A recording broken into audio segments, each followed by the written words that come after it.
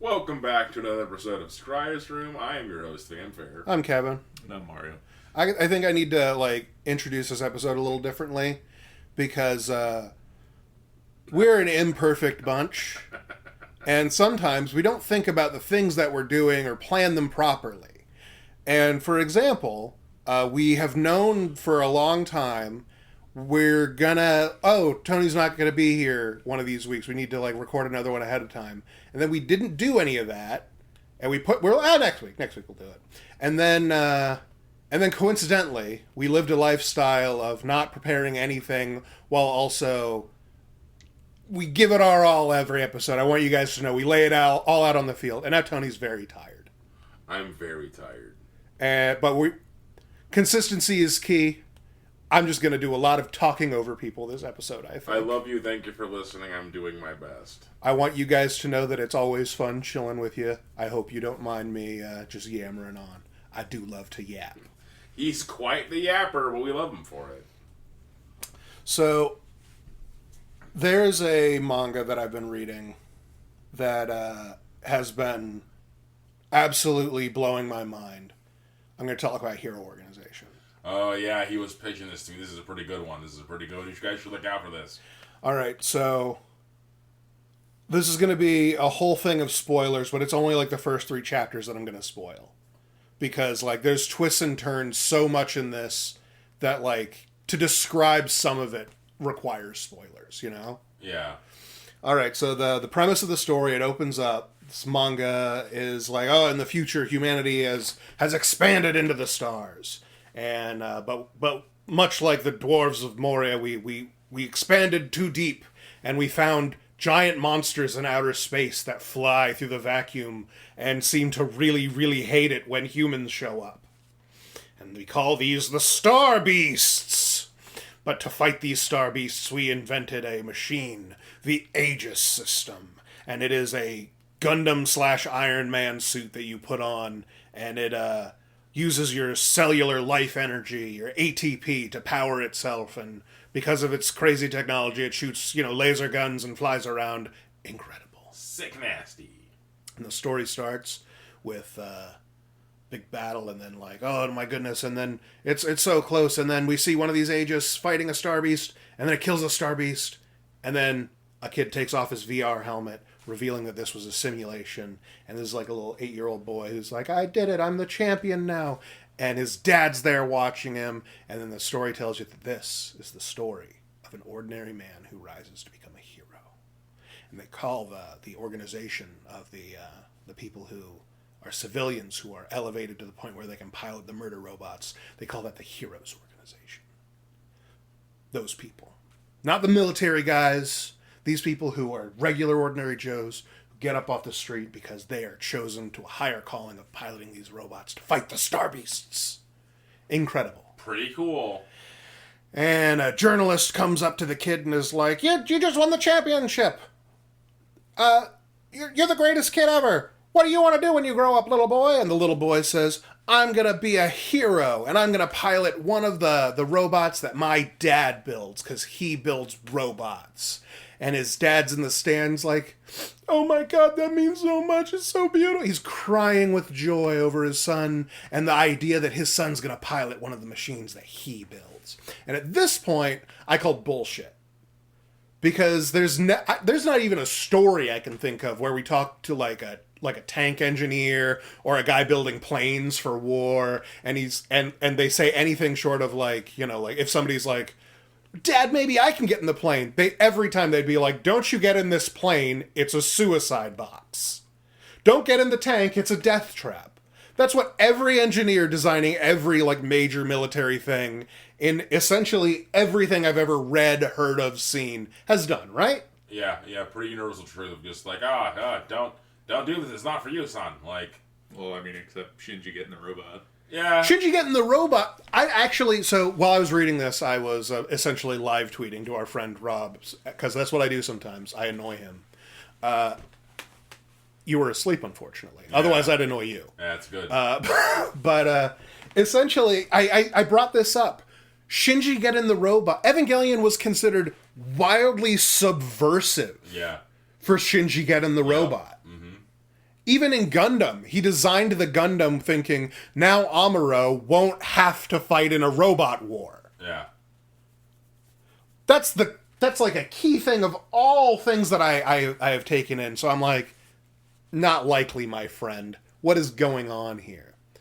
But I keep watching, and it's revealed he's not like an engineer. He's just a wrench turner, and like on like the factory floor. Immediately, I'm like, oh, that makes sense then. He doesn't know. He doesn't know how good or bad these things are. All he knows how to do is attach, like, attachment point B into bolt port A. Like, that's all he knows. Attach that one piece. So I'm like, all right, but let's see.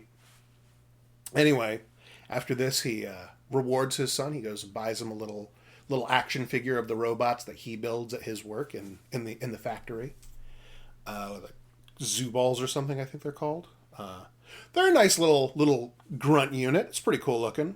But the hero organization reaches out to the dad one day.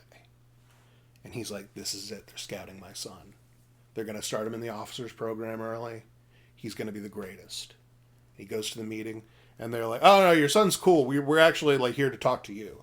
And he's like, oh. What, am I fired? Like, what's happening? And they're like, no. Like, we've done some tests and stuff, and we think that, like, your, like, genetic profile or whatever, we think that you probably produce more life energy than regular. So you might be able to be, like, a civilian hero pilot.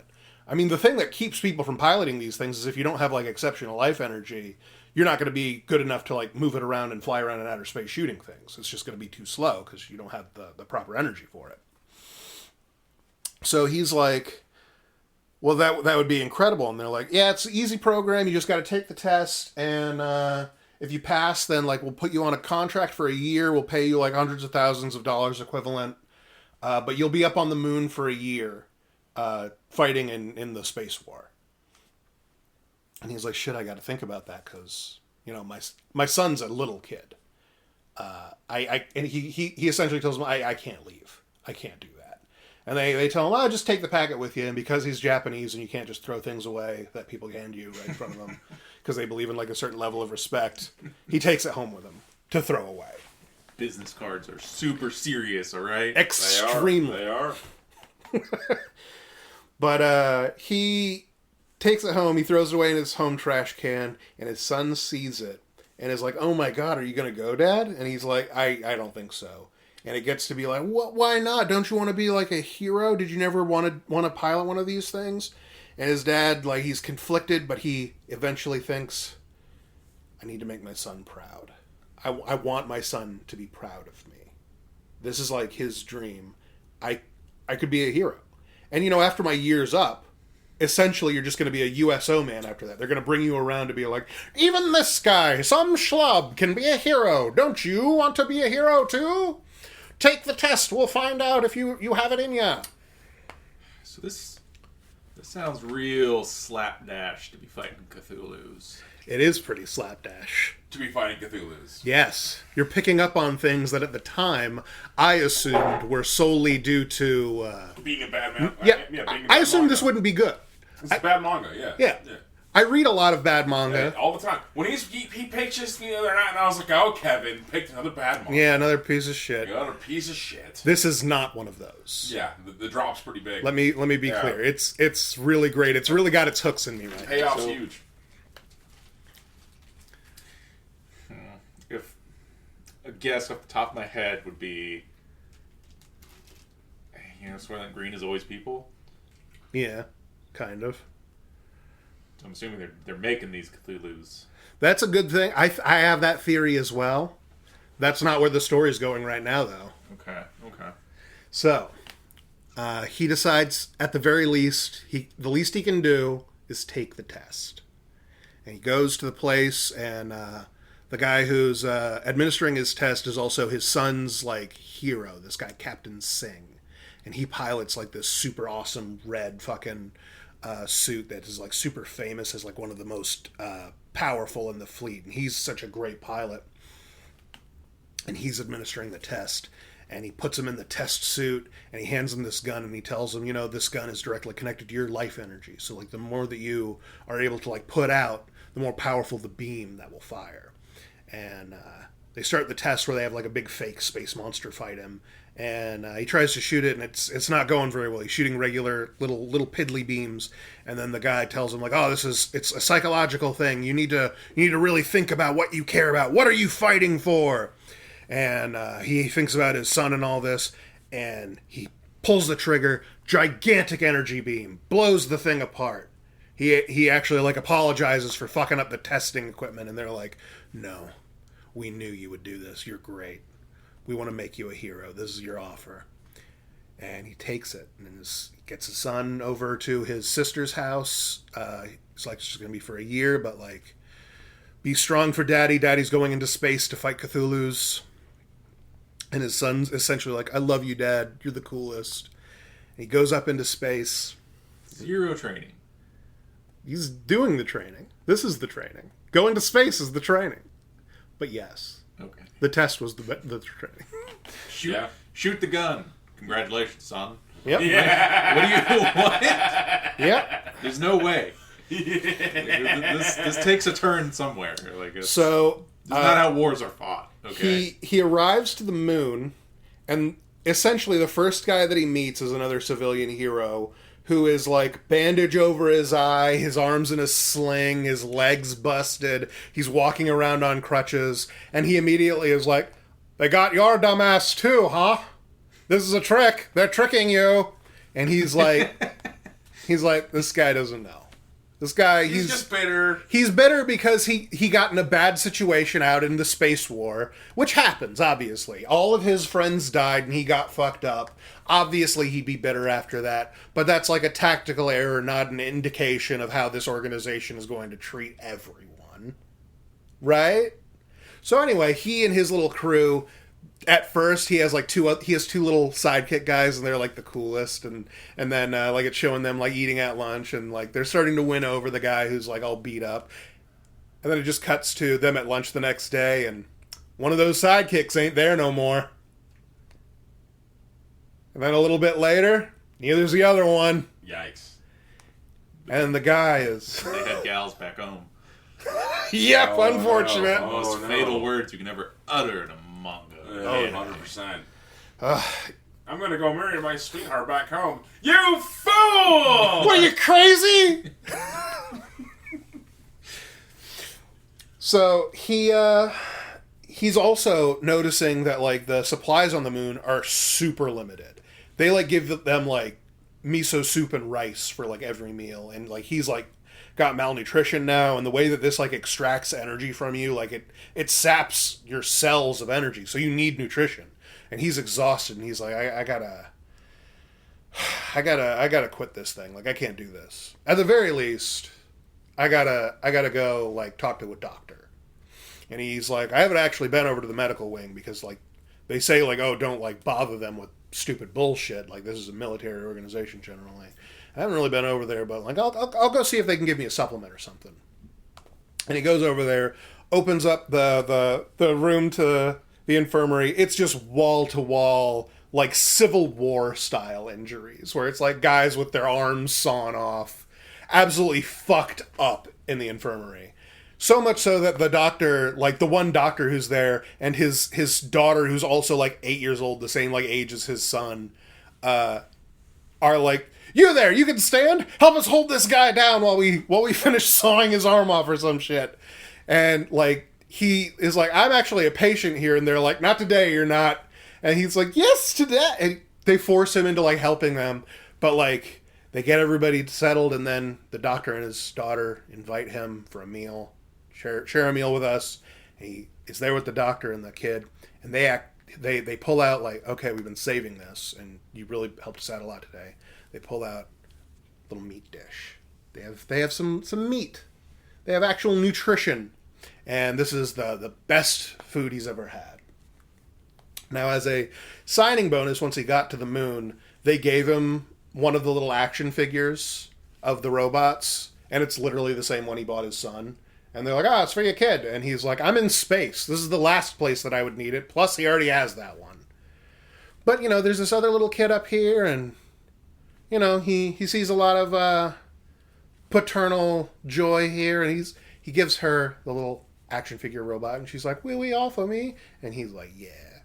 She's like, thank you, mister. And he's like, you're welcome. These people are they're doing good stuff over here, even if it's very hard.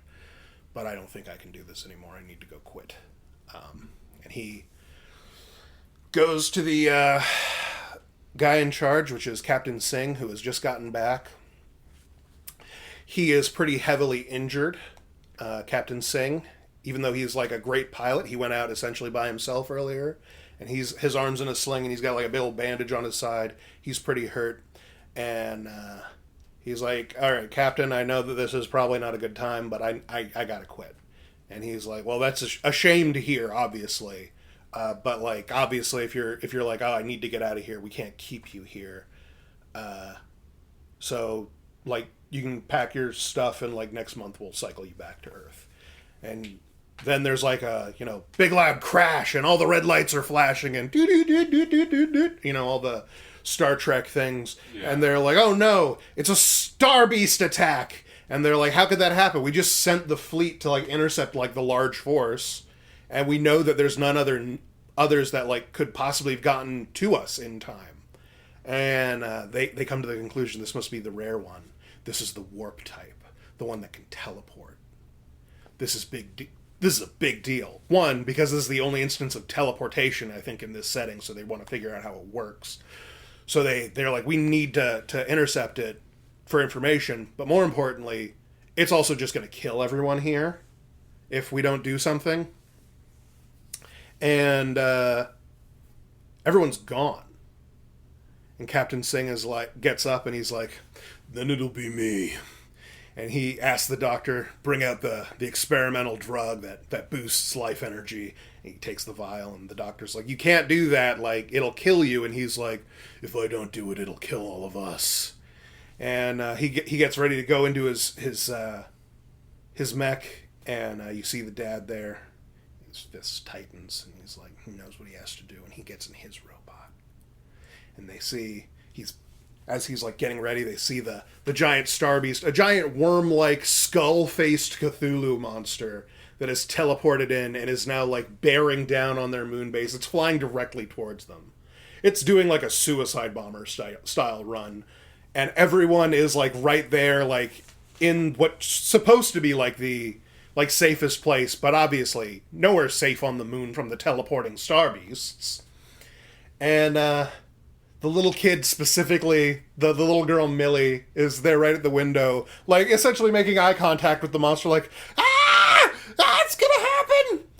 And then right before it hits him and his shitty, the dad and his shitty little mech with his shitty little heat mace, whack, knock it out of the way. And hell yeah. And she sees that, and she sees her hero. This man is a hero. And he is able to, using this drug that has boosted his life energy, he beats it up, and then he was sent out with one of the special guns, the ones that use life energy. And he's starting to shoot at it, and he's fighting it off, and he's able to chase it away. And it leaves. It's like running away. And even though he's exhausted now... Wait, are life guns not standard? No. Wow. Okay. In fact, that's considered like the expensive thing, and one of the reasons everyone was dying is because they were given essentially guns with 4 bullets in them. And then a mace. Alright, okay. Yeah. So, he chases it away, and he's like, this is it, I've done it. I'm actually like I'm not dying yet. I bet if I get medical treatment, I can probably like not die. My boosters aren't working, I'll float here. They can send like a ship or something out. And then he turns and he sees, coming from the distance, the red suit. Captain's coming out to drag him home, he thinks. Captain comes up and is like, you've done it. You're a hero. That was a miracle. Thank you so much for your service. And then he laser swords him. Dad's dead. Got his ass. And now at this point, it is revealed that all of this was a psyop. All of it. What do I mean by all of it? I mean that way back in the beginning when he, think about your son and the life energy will respond, that they just turned the gun down. Yeah, Wong Kong. Damn. Yeah, so that he would go up there to their moon base where they kept both their highest-ranking, most devious captain man and all of the most sympathetic crew people and their children. They picked them for, like, this little girl. People will die for this little girl. Put her on Every time. Put her like on the moon. Clockwork. Put her on the moon. And then they put them all in danger so that he would save them, so that they could kill him, so that they could use that as the miracle of Vesta. And wow, it really made the civilian, like, volunteer numbers go way up. But more importantly, it means that your son is super gonna just fight for the cause. We're not even gonna have to tell Shinji to get in the robot. He's gonna beg to get in the robot. And that's the first 3 chapters. Yeah. But they didn't make the Star Beast. Not to my knowledge yet. I think that what it is, because the Star Beasts have, like, humanoid characteristics, I think that the Aegis and the Star Beasts probably come from the same thing. Okay.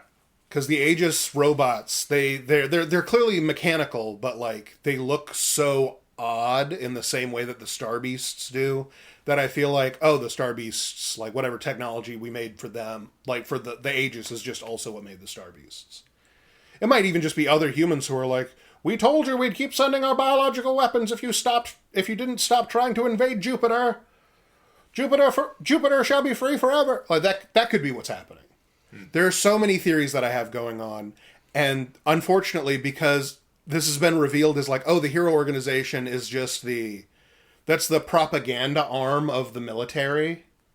So it's literally, this is just the CIA tricking, like, extremists kind of thing. Classic move. And as the story goes on, there's so many psyops. But often, if there's something that's too twisty, people don't care about it.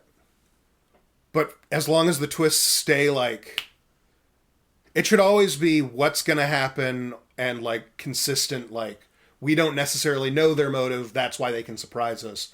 Whereas, like, a lot of, like, Shyamalanian twists that people have tried in shittier manga end up being like, oh, so he was just on their side the whole time. I mean, we were talking about the Star Wars sequels a while ago. Oh, man. They literally do that at one point where it's like, yeah, you know the second-in-command guy of the bad guys? Hey, he was a good guy. He's a good guy now. All the time. Whole time. All along. That's a shitty twist. But the psyops in this... So the thing is, there also haven't been a lot of psyops outside of the guys who are explicitly part of the psyop division of the military. But I'm so ready for there to be more that I'm like, okay, so the story, like, after that follows the guy's son trying to, like, go through, like, the military academy and doing his own stuff. And I'm not going to spoil any of that, but, like, I'm convinced, like, at, like, one of his friends, I'm like, that guy is definitely a secret agent. That guy's gonna... Like, we're gonna have the reveal at some point that this guy is like, all according to plan, boss. Oh, and it's gonna be like, Krillin, how could you? The betrayal. The betrayal! Okay. I mean, it sounds pretty interesting. It's really interesting. So long as the twists or the answers stay proportional to, like, Yeah. the mystery or, like, the setup provided. Yeah. You know? Like, Lost, for example, Lost is... failed to do Yeah. that. And it just became an endless circle of nothing. Frankly, all of this seems like... So there's a thing called mystery boxes that, like, the guy... I forget his name. Is it J.J. Abrams? He's... The guy who did Lost? Oh, yeah. Yeah, he says that he loves writing mystery boxes, and the problem with the mystery box is that nobody knows what's in them, including the guy who gave you the mystery box. Whereas what I think a mystery needs to be is it needs to be an extant mystery. Like, it's a thing that happened and can be solved. Yeah. It needs to be difficult. Otherwise, it's not a mystery. It's just nonsense. It's just nonsense. It's non sequitur. Why are there polar bears on there? Well, I suppose we can justify it. You're not justifying any aspect of the mystery here. You don't need to do that. The mystery justifies the mystery. Yeah. It had to happen that way in order for the mystery to exist. But, like, yeah. And there's, like, there's exceptions, I feel, to that. Like, so for example, like if you make the thing a MacGuffin, and it's like the whole point is like it doesn't matter what it is. Yeah, like Pulp Fiction. Yeah. Yes, like what's in the briefcase? No one fucking says what's in there, but it doesn't matter. Right, but it's just the thing everyone wants. In that sense, I would argue that, like, from my perspective, that isn't a mystery box. We do know what's in there. Whatever you want. Whatever you want's in there. That's why they're willing to... Something that they're willing to kill for. It could be money. It could be, like, somebody's eternal soul. It could be uranium. It could be diamonds. Who cares? But it's what you want. Whereas the mystery boxes in things like Lost eventually became like, oh, why is there that? A crazy organization did it. Oh, it's... So what did it represent, like, to us, the viewers? We needed to fill up that time. So we gave you a quick little jolt of things. So it doesn't mean anything for the larger thing. It's not, like... Relevant. Yeah, it's just filler. Lost, I would say, in spite of its obvious, like, success, it was just the beach and hot springs episodes with, like, its level of filler. Damn. Because those episodes don't typically matter in anything. No, they're obligatory. And I feel like most of Lost, like, there's no great necessity for watching all of it to get all the information. Like, for Game of Thrones, up until it suddenly became bad, and you can pick which part that was, watching all of Game of Thrones up to that point was necessary to understand all of Game of Thrones. Yeah. Whereas, as much as you watch Lost, you're not going to understand what most of the things are because you not understanding is what you're supposed to do there. So, I won't understand it just as well if I skip this episode. Huh. That sounds like bad writing. Yeah, that's exactly what I would call it. Huh. Effective writing, but bad. Because... If it brings you back next week, it's effective, yeah. Yeah. You get that. That show went on for, like, 4 seasons, right? Longer, I think. My goodness. Yeah, I would say the first 2 seasons were pretty good. Because it hadn't gone, like, full tilt yet with all the bullshit. But then none of it ever pays off. Exactly. That's why I just stopped watching it. I think something that did the heavy lifting with Lost is that J.J. Abrams is good with camera work. Yeah. And that really helped. It shot very nicely. Like, I gotta give them that. I mean, that's one of the things that, like... So, filmmaking especially, like, things that are just, like, on TV and movies, are so heavily collaborative that you're gonna find things that are like... You know, say what you will about the writing of this, but it looks really nice. Or say what you will about the special effects in that, but oh my god, was it compelling. So, like, there's... I mean, that's also why I do, like, a lot of the shitty manga and stuff that I read. Because it's just going to be like, oh, there's going to be something good in there. Yeah, there's something good to extract. There's something... Sometimes the something good to extract is that I think that's an interesting thing to do with, like, a curse or a magic system or... like a kind of guy. Like, oh, that's pretty interesting. I'll steal from that. And then the rest of the thing will be about like, oh no, there's 16 girls and I'm just the one guy here and they're all in love with me. Oh yeah, you know what fucking say? Oh my god. Fucking harem, bro. Yeah. Forcing me to fight the Coliseum with sex magic. The sex magic blew me away, dude. The Coliseum is a problem. I haven't caught up on that one in a while. Futanari sex magic should be banned. You don't like it. You don't got to on our account, let me tell you. Yeah. I think a series that defines... it's... I don't know if it's bad writing, but it's kind of bad writing. But I would call it more just like... It doesn't make any sense, but fuck, it's compelling, is Future Diary. Yeah, Mirai Nikki. Yeah, you Future Diary is an insane ride that doesn't make any fucking sense. But you watch that next episode. I quite enjoyed it. Very good yandere. Very, very good. The best. I would say that it's unfortunately there's like a thing where it's like how much does it not make sense is like a negative modifier, but how compelling it is like more than makes up for that negative modifier. Yeah, it more than compensates. It's so bizarre. Like you try to describe it to someone, and they'd probably be like, "That's dumb." Yeah. But then it's just like you watch it, and it's like something about it. I don't know. It's a multiversal time travel story about future-telling diaries that are all your cell phones or however you like keep track of your day, and it's all about killing each other in order to pick who gets to replace the machine god. Yeah. Mm-hmm. Good time. And all of that takes up basically 0 screen time. The story is like almost entirely like, okay, now they fight with their future diaries. And they have to survive. And they're like X-Man powers, some of them. Yeah, a lot of them are essentially X-Men. Yeah, there's like at least 4 X-Men. The guy who's like master of dogs. Yeah. Fucking... There's a guy who's a superhero who genuinely showed that he is like more powerful and faster than like regular humans. God bless the deaf guy? Yeah. Or not deaf, blind. Yeah. Well, but and the hypnotist. Yeah, and a hypnotist, which is also a kind of X-Man. And within that, he makes a Super Sentai team. I mean, even the main character is an X-Man. Like, it's important that he is, like, so good at darts. I forgot about the darts. Which he just keeps on his person. Yeah, he keeps that motherfucking fang on him. A little pocket full of darts. Take a motherfucker out, bro. Ka-ka! Right in your eyeball.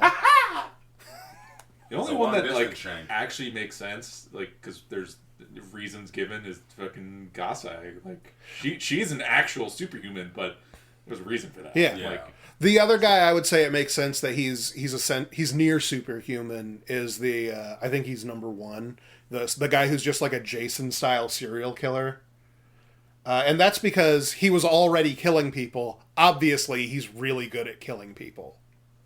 Yeah, I highly recommend Future Diary. Fucking wacky, man. it's a fun ride. It's a fun ride. It will introduce you to a lot of the. I would call it the... it's not Japanese exclusive. We don't have these characters a lot in America. The yandere isn't like a thing that we have in America. We just call that bitch crazy. Yeah. Which isn't what yandere is. She's not crazy. She's in love with you. But also is ethnically a murderer. Can't help herself. She can't help herself. It's the only thing she knows. Yeah, I have Hila Senpai. Everything else be damned. Yeah. Yeah. Luckily, I've got that axe. Yeah. She kills people with that axe like crazy. Keeps that thing on her. She kills people with that axe so good that throughout the entire thing, everyone thinks it's really suspicious that this teenage girl is so good at killing people with an axe, right? And then she's like, no, it's not. And they're like, well, I guess she'll kill me with an axe if I disagree, but... She can also perfectly and accurately remember the weight of the tomatoes she used to prepare your salad. Yeah. And therefore identifies that it's been poisoned because it changed weight. There's also a child with the knowledge of adults. She did fucking do that, didn't she? Yeah. God, what a psycho. I chose to... Fighting baby genius who is a Home Alone style murderer. Yeah. I forgot that he does Home Alone tracks. Yeah, the evil baby. That's his They have to thing. fight Macaulay Culkin. Yeah. We have mentioned this several times in this podcast. Sometimes you gotta kill the evil baby, and Future Diary was one of those. And as he cutesily talks to himself with his hand puppets. Yeah. God, so morbid. And his coloring book fucking Future Diary. Like, it's bananas. It really is fucking bananas, bro. Holy shit, I forgot about that. It's been a minute. Oh, man. You know what? The only person who doesn't actually have powers, I think? The cop. No, the little blind girl. Didn't she scry stuff? No? Everyone does that. Yeah, true. Yeah, literally. That's Little blind. Which one is that? The Shrine Maiden chick? Yeah. Yeah. Oh. Yeah. Well... The closest thing that she had to a power was that she had followers, because it was like a cult. Yeah, she was a cult leader. But even that wasn't her doing. That was her parents that set her up in that. Yeah. She had the most fucked up background. She did, yeah. That much I'm pretty comfortable. We won't get into it, but it's intense. Yeah. Brutal. No one has a good backstory. You don't start keeping a diary so obsessively that when God says, now you'll be able to read your diary from the future, and then your diary, which you keep so obsessively, you can use to plan around your death. like, so that you survive being attacked by serial killers. That level of, like, information density that you're obsessively putting into something, that doesn't come from a regular guy. No. You know, also who didn't have superpowers was just the guy whose power was, I'm a businessman. Yeah. Yeah.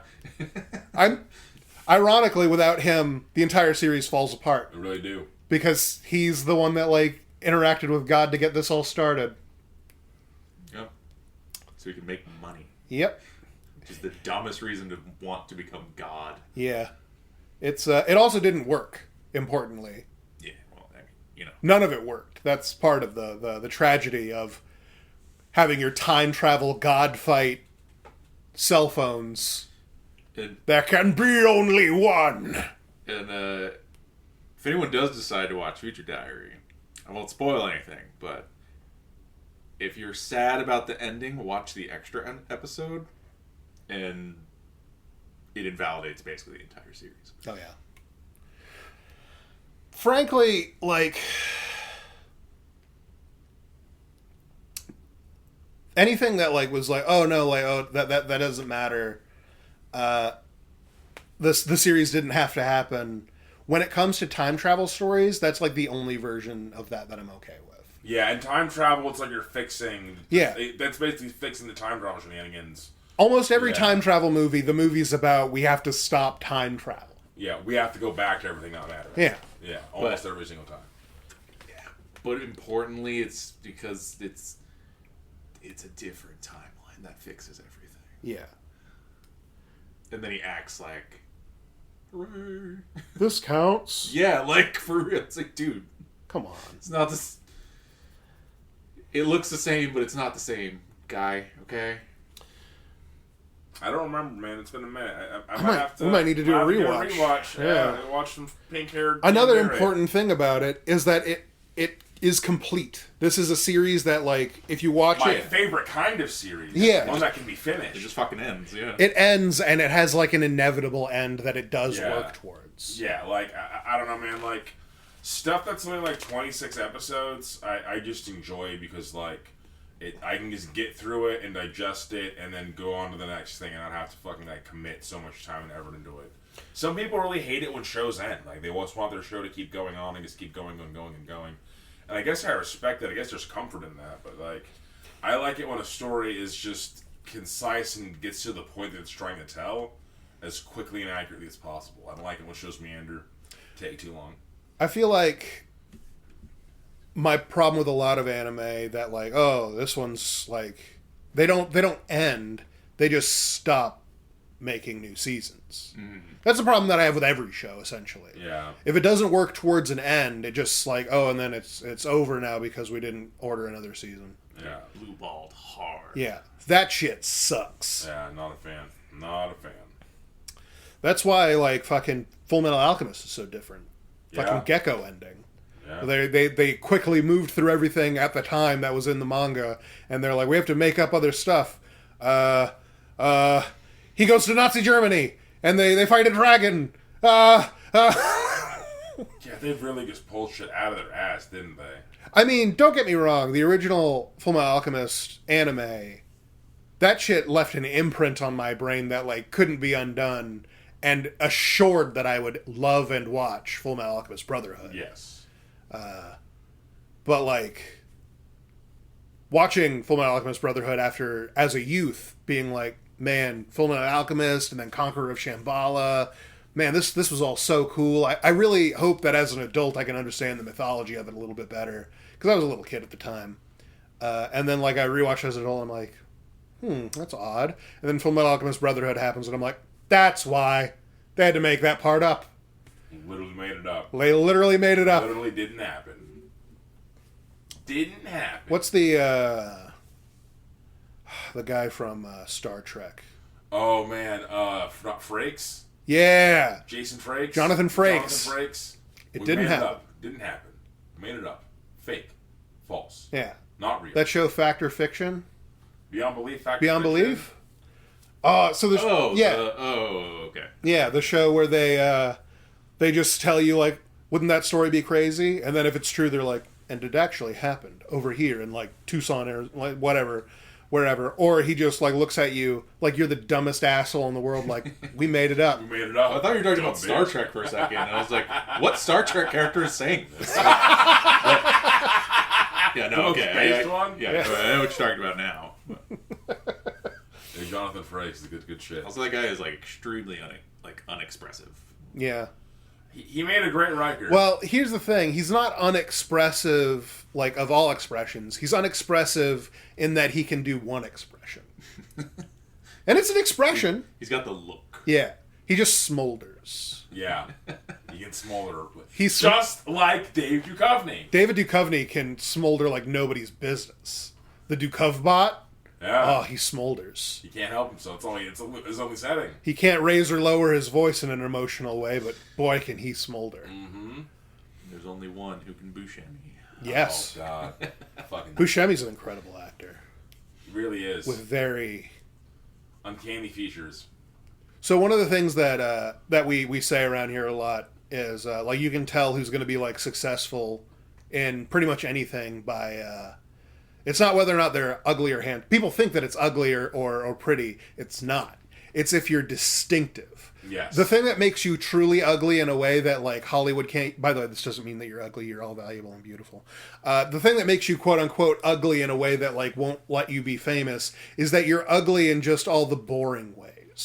You need to be ugly in the ways that people are like, wow. now that's a face. Yeah. Like the Buscemi eyes. The kind of thing that every fucking artist on the boardwalk wants to draw a caricature of. Yeah. Well, tell you who got famous just by being ugly. He's like that fucking guy who's in. He's in like the original Hills Have Eyes. Oh man. Oh man, that must be despicable because none of those He's, characters. Unedited, was he one of the hill folk? Yeah. Oh no. Man, he's in. I don't know his name. He's in fucking The Devil's Rejects. He's like that. The like weird black guy that they have. His like weird little like Igor man. No, I don't. No. Remember. Damn I it. don't remember. Okay, hold on. I don't watch a lot of horror films, so like, I'm too wholesome for all that. He's pretty good at acting, I think. Right. It's just he has very unfortunate features. Or very fortunate. Hopefully he loves I mean, doing he made a horror movies. career off Yeah. of it. I mean, like, there's the guy who... I love this guy. I'm sorry that I can never remember anybody's name, famous or otherwise. I'm very dumb. But the guy who plays Abe Sapien in the Hellboy movies, and he's in the new Star Treks as, like, the alien who's, like, the first officer or something. Yep, I know that guy. Oh man. What's his name? Pop his name on us for it, so that we don't just look at a picture. Michael Berryman. Michael Berryman. He's a very Hills Have Eyes style man. Yeah. Which, you know, famous actor, successful Killing career, I assume. Successful enough that we can Google him and find his name and face on the red carpet. Guy. He ain't just some guy like my ass. Yeah. Yeah. So, you know, not trying to talk shit about him, but... Yeah. Also, he was... Objectively, he's not the best looking man. Yeah. Not to insult you, sir. Yeah. God bless. Wholesome boys on this channel. Doing wholesome things, talking about wholesome people. Yeah, I lost my train of thought. So, I'm melting. yeah. So you guys Tony's very tired, but we're going to keep bothering him, and hopefully... It's good. It's a good content, good show. Yeah. I was thinking about getting into chainmail. Yeah. I heard that it's mostly a tedium thing. My aunt... Making chainmail, I mean. My aunt sent me a chainmail necklace. Yeah. And it was really sweet of her. Thank you, Aunt Jan. And I was showing it off to the boys, and I was like, look at this chainmail necklace that I have. I need to attach a crucifix to people that know I'm a good Christian boy. And then I told my aunt about this, and then she made me another chainmail necklace with a chainmail crucifix. And I was like, oh, how sweet. And now Kevin is expressing an interest in getting into chainmail. Yeah, this is more of a coincidence thing because I saw a YouTuber who essentially said, it's very boring, but it's not that hard to do. And I was like, that's just up my alley. I am untalented with a bunch of time on my hands. And, like, I feel like I could give it a fair shake and then have it as another hobby that I abandon. Yeah, always. ADHD classic. Just so long as I don't spend thousands of dollars on it first. Yeah, good. Don't do that part. You ever made chainmail or looked into that, Mario? No. Yeah. Why would I do that? That reminds me of a thing that pisses me off that the internet fucking already knows about, and this isn't breaking any new fucking ground, but I'm going to bring it up anyway. Oh, man. Why does the new Lord of the Rings show, which costs so much goddamn money, have not one bit of chainmail in it? Why are they wearing printed shirts with chainmail prints on them? Oh, man. Rings of Power? Rings of Power. All of their costumes that have chainmail are just printed on fabric. I don't care anymore. A picture of chainmail. Fuck that show. Yeah. I watched the first season out of spite. And then I'm not going to watch any more of it.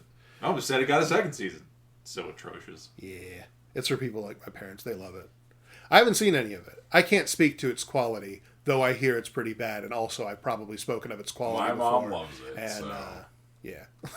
Mario shakes his head. Yeah. Oh. I'll give older parents a pass, but if you're close to our age or younger, if you're still young enough to care about things, have absolutely bad not. taste and you like bad things.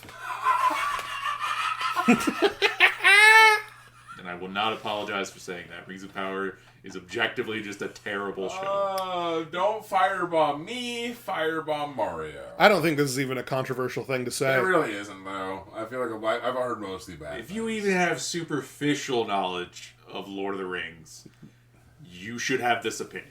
It is bad. Oh, man. And then even if you have a superficial knowledge of how shows are supposed to be good, it doesn't even work on that level. Oh, shit. It's a bad fantasy show. You're like, yeah, like, even removed from Lord of the Rings. It's just a bad show. Wait, did the Wheel of Time show take off? Did that flop? Yeah, it also gets another season, and it's also dog shit. Yeah, I heard bad things. Yeah.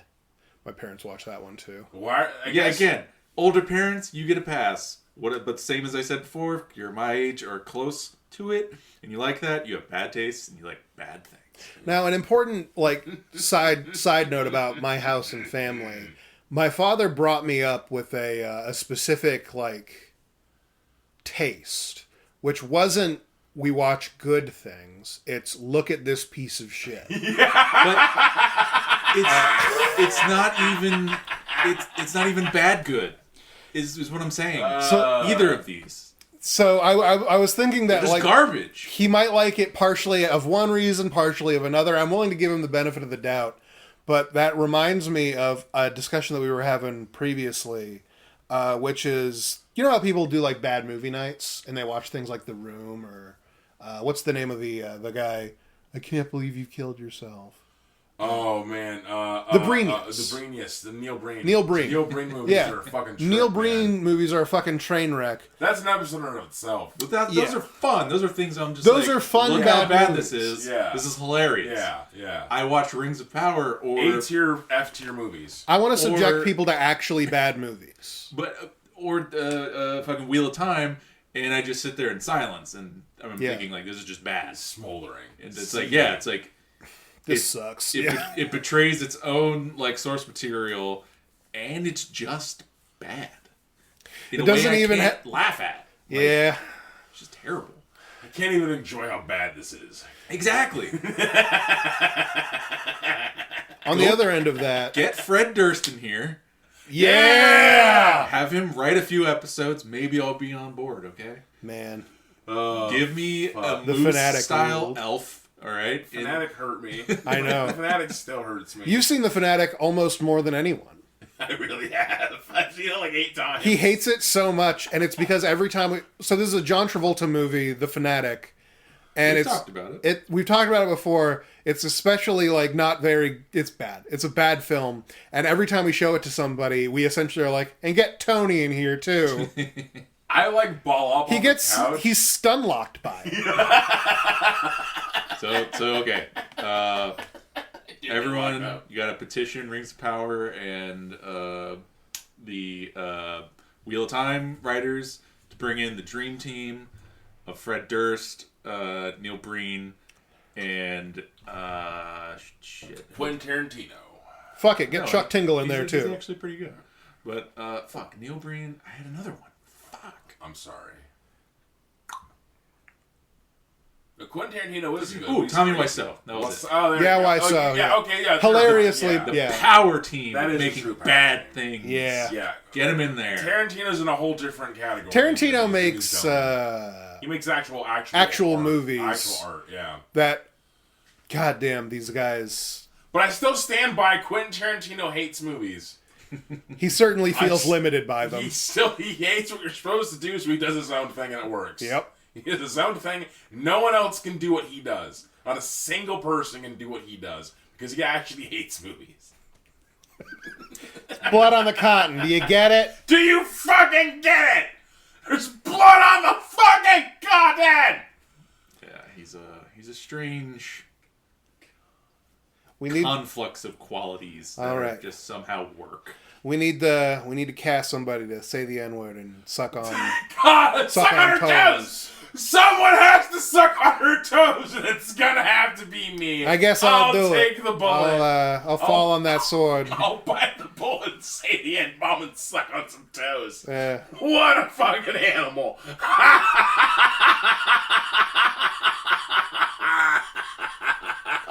That's so based. That's so incredibly based. I can't begin to tell you how jealous I am of that. Oh yeah.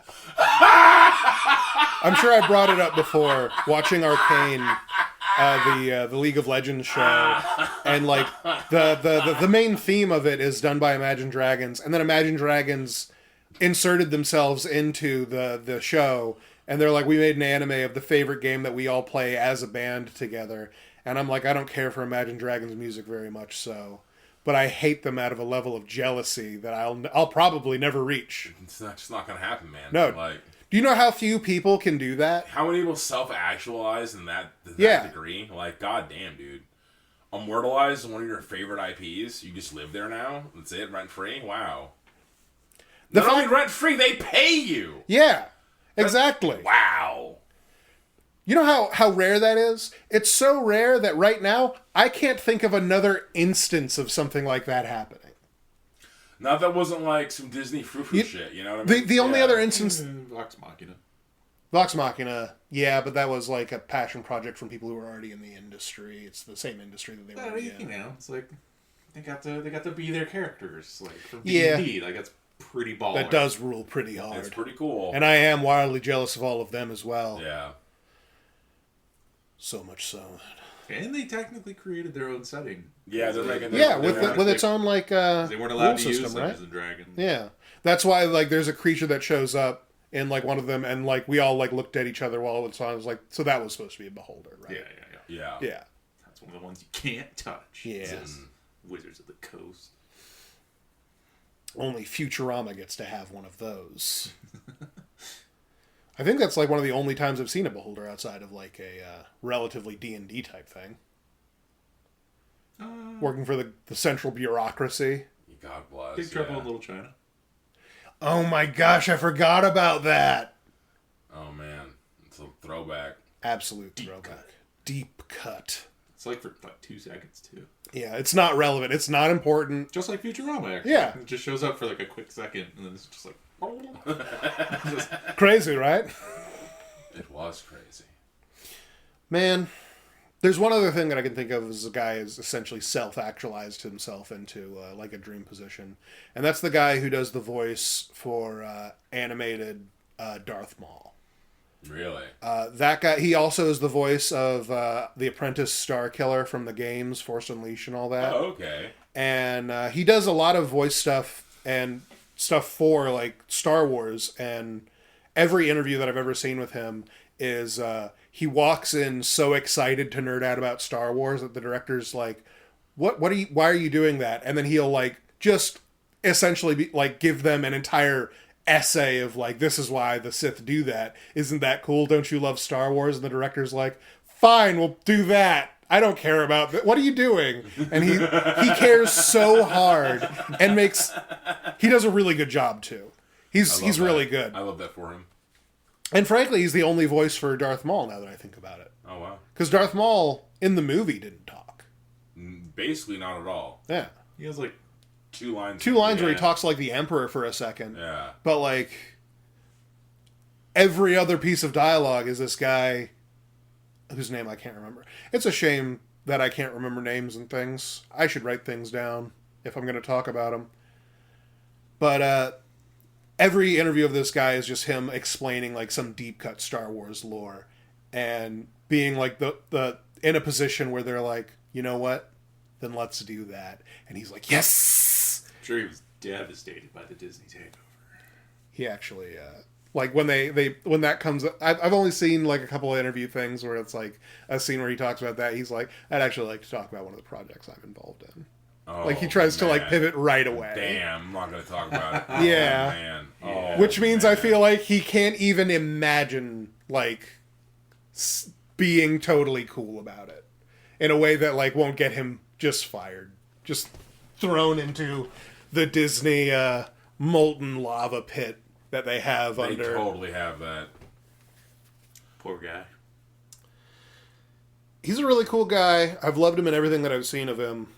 He was in this show that I watched on Sci-Fi Channel for a while, and unfortunately, even though I watched it for a while, I don't remember its name, so I can't like Google. If anyone knows what show I'm going to describe, please let me know.